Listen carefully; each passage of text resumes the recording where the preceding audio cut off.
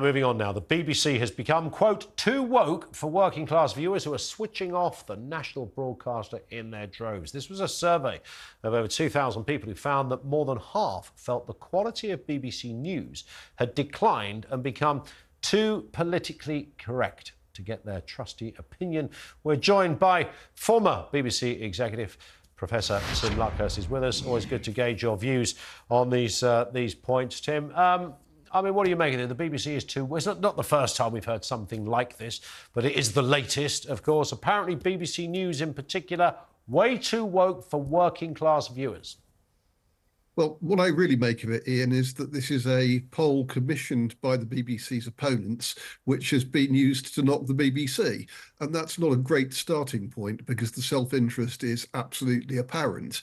Nevertheless, of course, there are some people who don't like the BBC because it's balanced, it's middle of the road, it's not ideologically in favour of left or right, and it tries to represent both sides equally.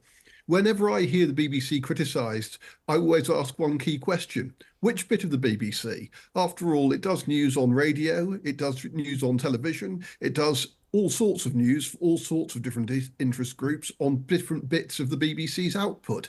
And unless they are looking at all of those bits of output, rather than just, for example, mainstream BBC television news, there is no clarity whatsoever in what any of these kind of surveys mean. I think really what they're done for is to knock the BBC in the interest of the BBC's rivals. Now, I wish the BBC's rivals the very best of luck, but compete on a fair playing field. No one's going around trying to do knocking pieces about talkTV or about GB News, because on the whole, we think competition's a good idea. So let the BBC compete as well.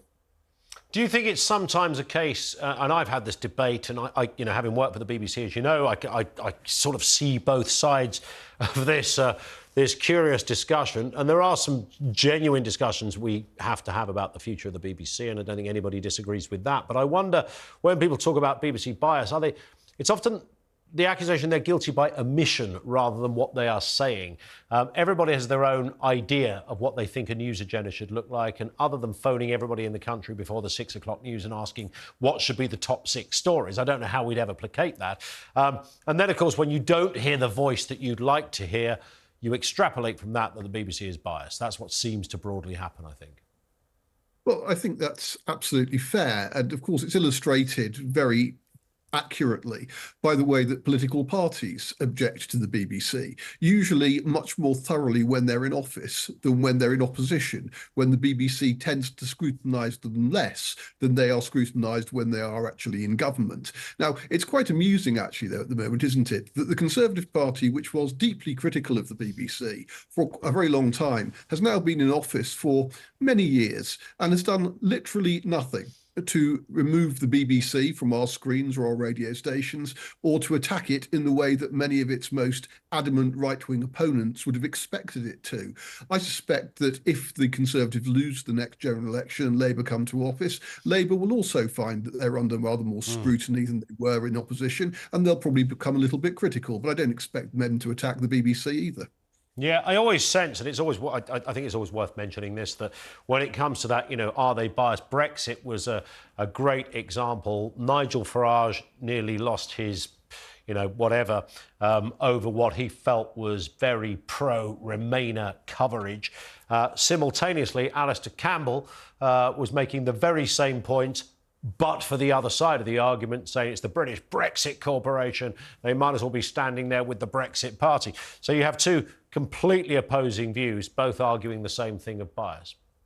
Yeah, and you will remember, as I do, Ian, because we both used to work for the BBC, that the BBC always used to teach its newsroom staff that if they were being attacked equally by both sides, they were probably doing about the right thing. And what we see at the moment is precisely that happening. The BBC is under attack. It's under criticism from the Conservatives. There are people on the left who think the BBC is right-wing, people on the right who think the BBC is left-wing. Well, that probably means that largely the BBC is getting things pretty much spot on right.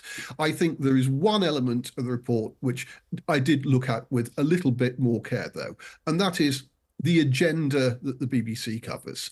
And I think that there is a risk sometimes that the BBC recruits a lot of young producers, a lot of young reporters who tend to bring the agenda of their generation to the programmes that they work on. Now, that's not a bad thing. The BBC needs to stay in touch with younger viewers and listeners, but it also needs to be aware of the fact that it's got a lot of older viewers and listeners whose agendas are going to be very different from those agendas. And that's about the BBC making sure, as it has always been very cautious to do, that it's got older, more level-headed people as editors who can slightly restrain the enthusiasms of their younger producers and reporters and remind them that their generation may vote in one way more commonly than in another, but they've got to represent the views of all their viewers and listeners properly and do it in a balanced way. There it is. Tim, always a pleasure. Thank you. Professor Tim Luckhurst, former BBC exec, with us on the programme. That debate will, of course, return at some point. I think the one thing we can all agree on